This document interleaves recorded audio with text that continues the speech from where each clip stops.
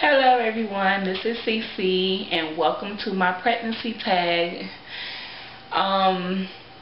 Today is Wednesday, October 10th, and I am currently 34 weeks pregnant, so let's get to tagging.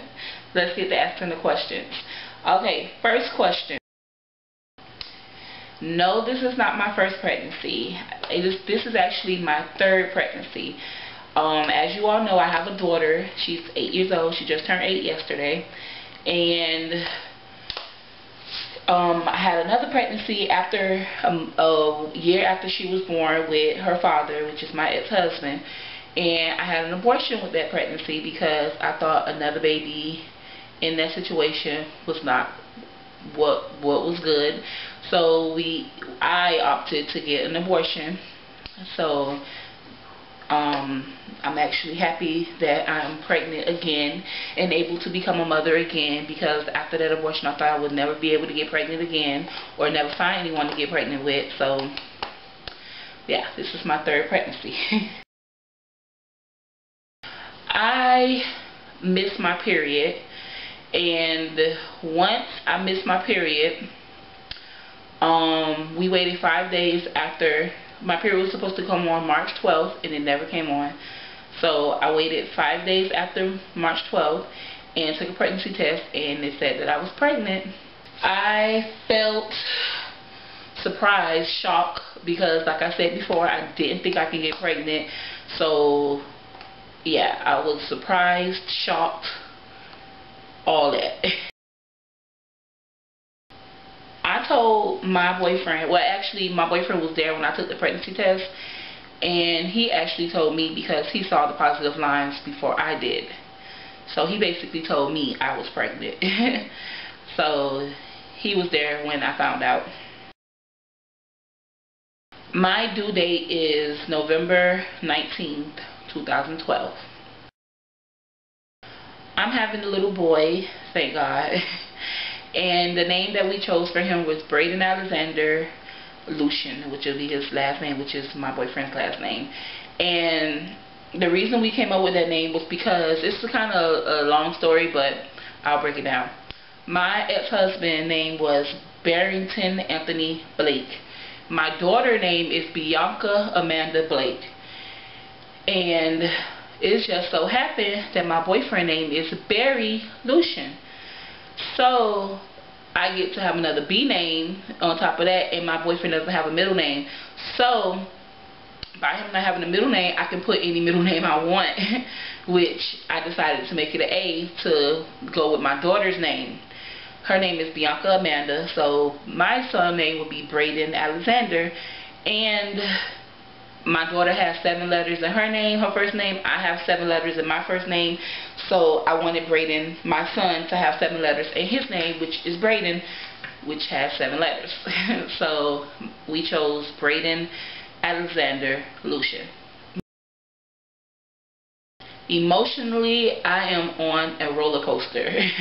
My emotions are everywhere this pregnancy. I can't even keep tears in. Like, I cry on the drop of a dime. I'm happy on the drop of a dime. It's like I want my boyfriend to know what I'm thinking and to respond without saying anything, basically. So my least favorite part about being pregnant is the pain. I can barely walk without peeing. I cannot walk without pain because I have a pelvic the baby sitting. I really didn't have the pain the whole pregnancy, but now that I'm in my last couple of weeks, yeah, I'm having a lot of pain. So yeah, that's my least favorite part about being pregnant, the pelvic pain, and having every time I get up to go anywhere, I have to use the bathroom. I feel the feeling that I have to go to the bathroom and do number one. The part about being pregnancy is just the thought of bringing a new life into this world, having another child. That's the only part I can really think of being pregnant. Like, yeah, you have to go through the labor, you have to go through the 9 months and being pregnant and everything like that, but at the end of the ride, I get a new bundle of joy, a new life, a new baby, and that just makes everything okay. Emotionally, I feel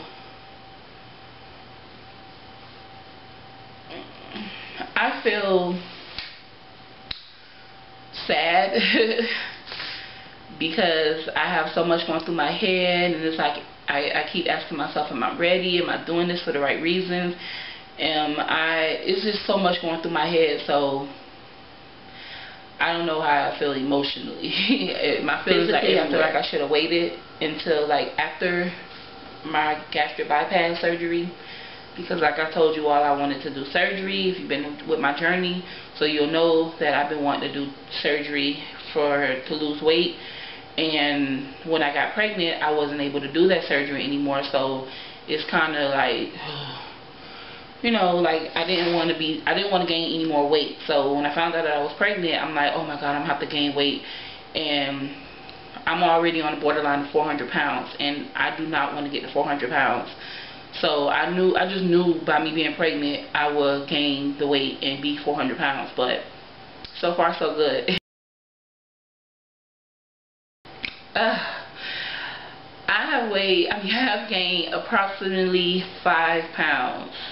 I think around 5 pounds this pregnancy. I gained the weight, but then I lose it back. So, and last week I went to the WIC office. I weighed myself. I was 387.7. So I gained a little under or over 5 pounds. I go to the limit now. I've been 399 and everything, but I keep losing it and coming down and going back up, coming down. So hopefully I can keep going down, because these is the ending days of my pregnancy. I'm watching what I eat so I don't gain too much weight. Food. Food is my biggest craving. Like, I can't even break it down no more than that. I crave food. I don't have one specific craving, because one day I can want it, the next day I can't stand it. So food is my biggest craving.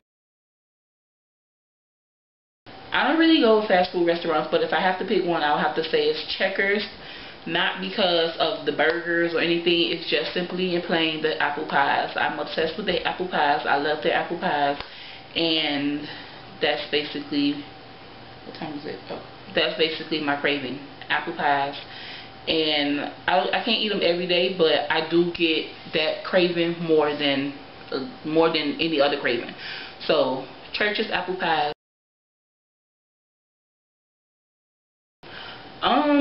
Due to that this is not my first pregnancy, no one could have told me anything that I didn't already know.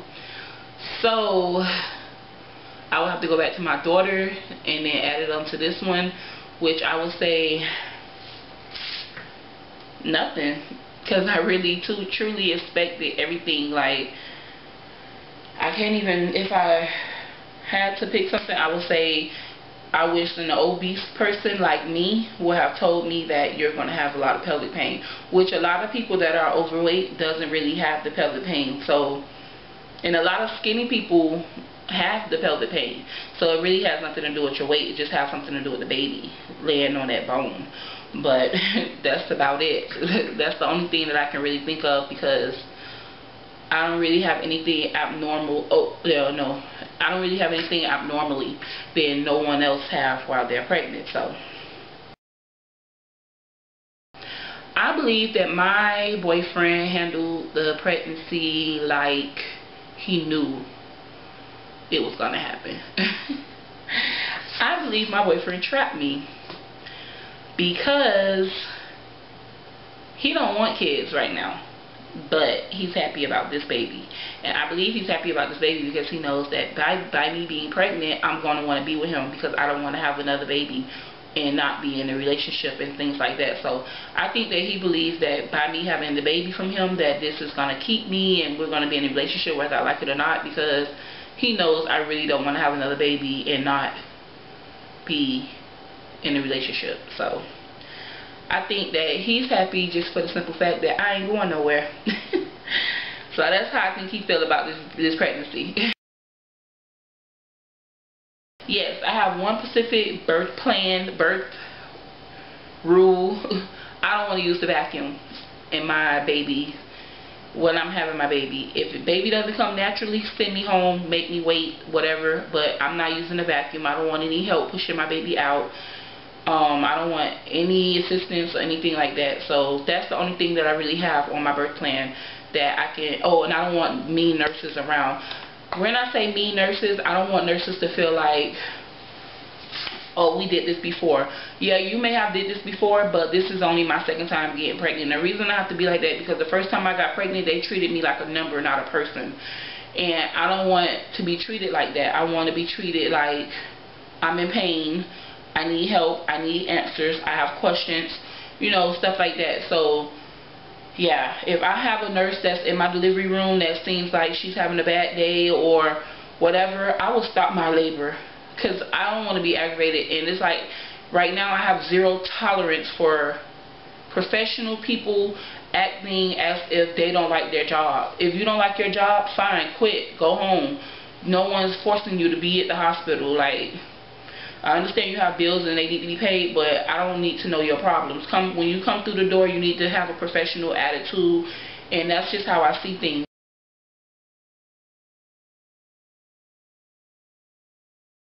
Okay, I have a scary and an embarrassment. Scariest is when the hernia, which I haven't told you all about, but I do not feel the hernia. I feel a little bit, but it's not as bad as it used to be. I guess the bigger the baby got, the better it got. Because I don't feel the pain anymore. I don't feel the hernia anymore. Like, my stomach is just big because it's big.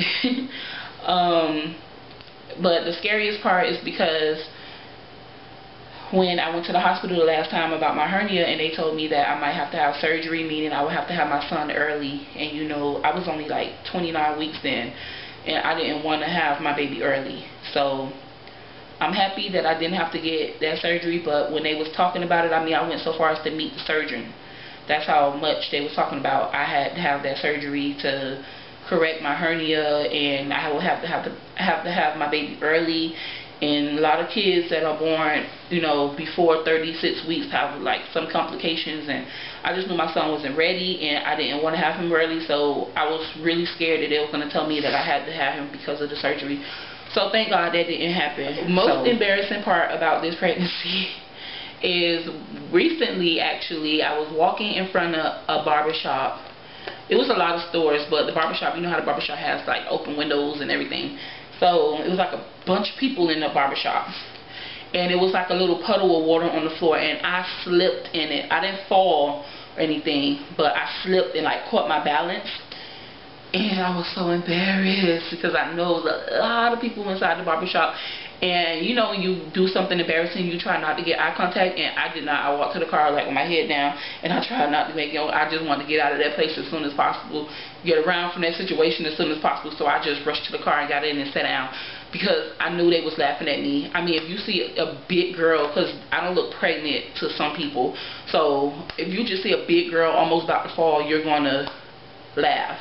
And I know it was funny because I wanted to laugh, but I was in pain too because, you know, I have pelvic bones, so I have to walk a certain way, and when I slipped, it kind of like pushed me out of the way. Like I was so embarrassed I didn't even feel the pain until I got in the car and got out the car and was like, oh my God, that hurt. But yeah, that was my most embarrassing moment. No, I am not ready for this baby. If the baby comes today or tomorrow, or any day before my baby shower, I will not be ready. I haven't bought anything. I don't have a car seat, stroller, swing. I don't even have a bottle. I have nothing in my house but clothes, a crib, and a few little necessities. That's it. Like, I don't have anything major that a baby will really need to survive, and I don't have any of that. So no, I'm not ready for the baby. Physically, but emotionally and mentally, I'm ready. I know I can be the perfect mom. I know I'm organized enough. The reason we didn't get everything is because we're waiting for the baby shower. And then we know after the baby shower, everything we need, and that's what we will get. But if we wasn't having a baby shower, we would have had the things that we needed. But we're not putting all our hope into the baby shower. We have money put aside to after the baby shower. Or if he was to come tomorrow, we have money where we can go to the store and get everything we need in one walk. But we decided to wait till after the baby shower and see what we don't get, because only thing on my registry is things that I really need. So yeah, whatever we don't get after the baby shower, we're going to go buy. That's why I keep saying I'm going to make the hospital bag, you know, what's in my bag, everything I'm going to do after the baby shower. If this is my last pregnancy, my last child, I am A-okay with that. I said the same thing with my daughter. If she was going to be my last and only child, I would have been A-okay with that. Thank God I have another baby. I'm happy about having another baby. But if this is my last child, I'm okay with that. Do I want more kids in the future? I'll do one more. But I don't think my boyfriend wants another one, because I told him about the birth control, and he's like, oh, we're using condoms. Like, I told him I was going to get the IUD, and he was like, well, you can get the IUD all you want, but I'm still going to use a condom. No more surprises. So that baby will be a planned baby. If I do get pregnant again, that will be a baby that we both agreed on, and no more surprises.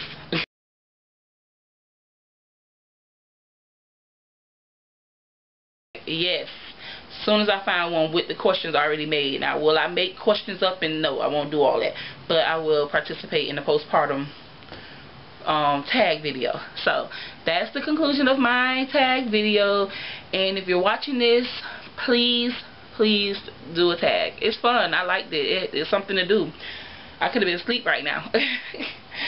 So yeah. So if you're watching this, your tag is your turn.